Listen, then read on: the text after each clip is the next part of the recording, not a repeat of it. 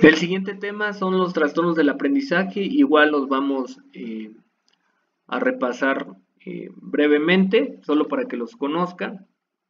Y los trastornos del aprendizaje, pues son aquellas condiciones que nos interfieren con las habilidades de aprendizaje escolar, que son tres básicas: leer, escribir y hacer cuentas.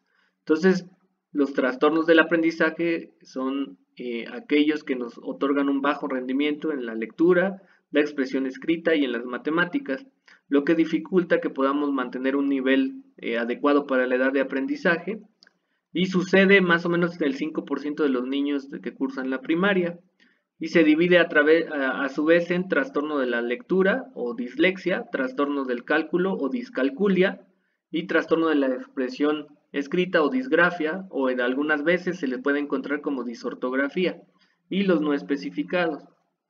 El de lectura es el más común, ¿ok? Es de todos los niños que tienen trastorno de aprendizaje, el trastorno de lectura es el más frecuente, y se demuestra porque tienen un rendimiento menor en la lectura, a pesar de tener una inteligencia normal, o si tienen una inteligencia baja, no corresponde a lo que se esperaría que se pudiera alcanzar en ese niño, ¿no? Tienen dificultad para reconocer palabras, su lectura es lenta, inexacta y la comprensión es deficiente.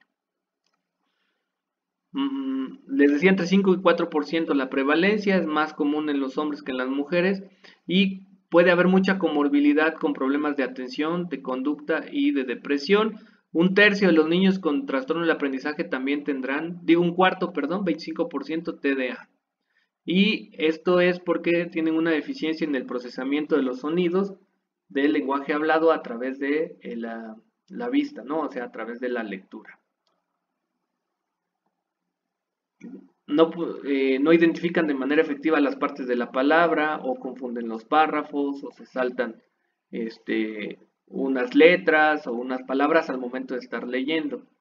Ok, el rendimiento de la lectura, bueno, los criterios solo es que tú evalúes la lectura y que lo encuentres por debajo de lo esperado para su edad y para su inteligencia, en sí solo es eso. Estas son algunas de las características clínicas que se presentan cuando están leyendo, ¿ok? No al hablar, porque si no sería trastorno expresivo del lenguaje, ¿ok? Entonces, esto puede hacer que los niños bajen su autoestima y eso haga que puedan deprimirse o ponerse ansiosos, ¿no? Donde más se diagnostica es a los 7 años. ¿Por qué? Porque nosotros tenemos la capacidad de aprender a leer en promedio a los 6 años. O sea, lo normal es que todo tu primer grado de primaria lo tengas dispuesto para aprender a leer. Entonces, ¿qué significa esto? Significa que un niño antes de los 6 años no podemos exigirle la lectura. Hay niños que aprenden a leer a los 5 años, a lo mejor a los 4 y tantos meses, pero eso no es la obligación, o no es lo que en términos generales tenga que pasar por fuerza.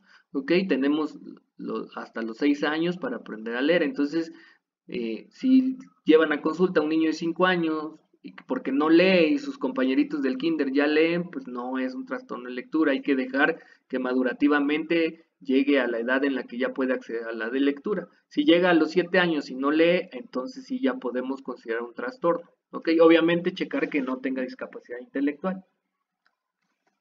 Ok, entonces al leer pierden la orientación espacial y pueden saltarse de párrafos, o no leer completas las líneas, o leer las letras aisladas, o a baja velocidad, sin comprender, iniciar a la mitad de una palabra, y obviamente eso va a hacer que rechacen las tareas o las actividades en las que tengan que estar leyendo. Estas son algunas de las baterías que se utilizan o pruebas. Ahorita cierro con otras cosas. Y la evolución general es que al final del primer año de primaria, o sea, después de los 6 años, ya puedan leer, pero pocas palabras, ¿no? Hay gente que se filtra, porque como esto no tiene que ver con la inteligencia, o sea, puedes tener un trastorno de lectura aunque tu inteligencia sea normal, de repente hay chicos con buena inteligencia, pero con problemas de lectura que siguen arrastrando la dificultad hasta la secundaria. Lo primero que hay que ver con un niño que no lee bien, pues es ver si ve bien, ¿no? Y también se escucha bien. si no hay discapacidad intelectual, o que parezca que no lee o que se confunde al leer, pero en realidad sea un grado de inatención, entonces no está prestando atención a lo que lee, serían los diferenciales. El tratamiento es psicopedagogía. Ok, aquí volvemos a lo mismo.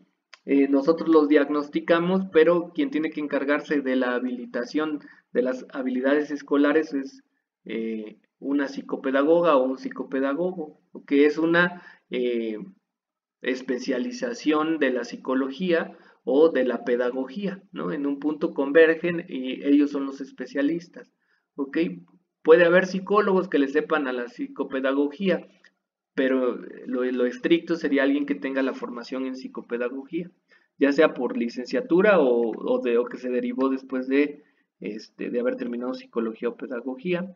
Lo del cálculo es igual, es dificultad para aprender y recordar números. Bueno, igual en el sentido de que es una habilidad académica, son lentos e inexactos en el cálculo, tienen también un componente lingüístico, entonces no comprenden los términos matemáticos, ¿no? Tengo 5 naranjas y me como 3, ¿no? Eso de transformar lo verbal a números, pues es difícil para estos pequeños, o no reconocen o no entienden símbolos o no secuencian, ¿no? Se acordarán que a lo mejor en la primaria les dejaban planas o series de números de 1, 2, 3, 4, 5, etcétera, hasta el 100, y luego de 2 en 2, 2, 4, 6, 8, 10 hasta el 100, y luego de 2 en 2, pero empezando en impares, 1, 3, 5, 7, 9, 11, 13, 15, 17, 19, 21, 23, 25, etcétera, ¿no? Entonces, eso se hace para que uno aprenda a secuenciar, ¿no? Entonces, estos niños van a tener esta dificultad. Aquí está la prevalencia, ¿no? Muchas veces viene comórbido con problemas de lenguaje. Y el diagnóstico, pues es igual, que ejecute operaciones matemáticas y que se detecte que está por debajo de lo esperado para su edad y para su inteligencia. Y el tratamiento es volver a repasar todo esto y también debe ser a cargo de psicopedagogía. Dependerá la edad, aquí se diagnostica un poco más tarde porque la introducción en primer año solo es entender la suma como que es agregar algo, ¿no? Y restar es quitar algo, pero todavía no empiezan a ejecutar las sumas, entonces igual el diagnóstico se da un poquito más adelante, entre segundo y tercer grado de primaria, que es cuando aumenta esto, ¿no? Por eso es que el pico es a los 8 años, ¿no? Si eso lo dejamos avanzar, puede haber complicaciones escolares y hacerse una cadenita y llevarlos a depresión, baja autoestima, no querer ir a la escuela e irse de pinta. Eso ya sería como algo complicado, va a ser difícil que un niño de 8 años se vaya de pinta, ¿no? Pero puede irse arrastrando esto. El diferencial, discapacidad intelectual y TDA. Y el tratamiento, pues lo que ya les había dicho. Y de la expresión escrita es una dificultad para transmitir el lenguaje a través de la expresión escrita y se incurren en faltas de ortografía, errores en la gramática, en la puntuación o incluso una escritura deficiente. Más común en niños y a menudo viene acompañado, porque tenemos una secuencia. Tenemos que aprender a hablar para poder aprender a leer, para poder aprender a escribir. Entonces muchas veces llegar a este punto puede ser que ya arrastremos algunas otras cosas. Si tienes TDA, algún otro trastorno del lenguaje como ¿no? el expresivo, ¿no? Les decía hablar para leer, para después escribir, o en combinación con los trastornos de lectura. Los diagnósticos es igual, que lo pongas a escribir y que su desempeño sea menor para la edad y para la inteligencia. Y esto es lo que tienen, escasa habilidad para componer un texto escrito, ¿no? O sea, hazme una historia de un ratón. Y entonces te ponen el ratón y comió, tenía un queso, ¿no? Y ya eso escriben, ¿no? No pueden componer mucho. Pero si les dices, a ver, nárrame una historia, sí te la pueden decir, ¿no? Entonces no es de lenguaje, es de escritura. O cualquiera de estos otros síntomas.